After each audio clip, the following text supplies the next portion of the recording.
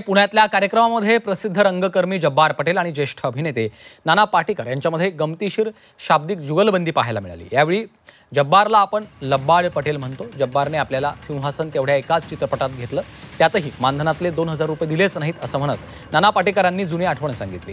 तर जब्बार पटेलांनी नानांना थापाड्या म्हणत नाना उगीच आपली सभा मारून नेण्यासाठी बोलत असल्याचं जब्बार पटेल यांनी म्हटलेलं आहे। दिवंगत अभिनेते अरुण सरनाईक यांच्यावरील पप्पा सांगा कुणाचे या वेधक माहितीपटाच्या प्रीमियर शोच्या दरम्यान ही जुगलबंदी रंगलेली पाहायला मिळाली आहे।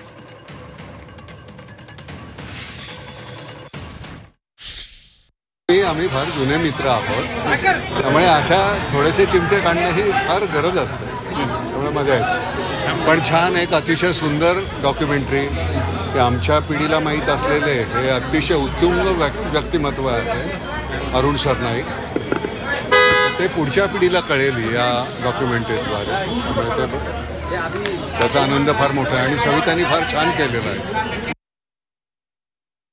ते एक त्याच्या वाटेला आणि तुघलक हे असल्यामुळे तेंडुलकरांनी अरुणचं नाव सुचवलेलं होतं आणि ते बाकी मग 1 रुपयाच्या बाबतीमध्ये बोललो आहे, हा नाना आहे थापा मारतो पैसे नाही दिल्यावरून। त्याला काहीतरी वाक्य बोलून तिथे सभागृह गाजवायचं असतं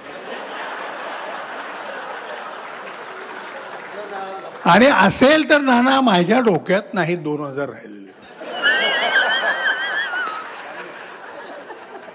या निमित्तानं त्यांनी मला आठवण करून दिली, पण मला काय आठवत नाही असं, कारण सगळ्यांचं दिलं होतं, बँकेचं कर्ज होतं ते।